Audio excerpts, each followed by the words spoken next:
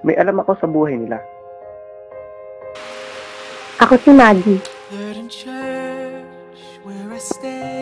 Hindi ko gusto ang trabahong to. Kung makapagsalita tong mga to, akala mo hindi gumagawa ng kasalanan.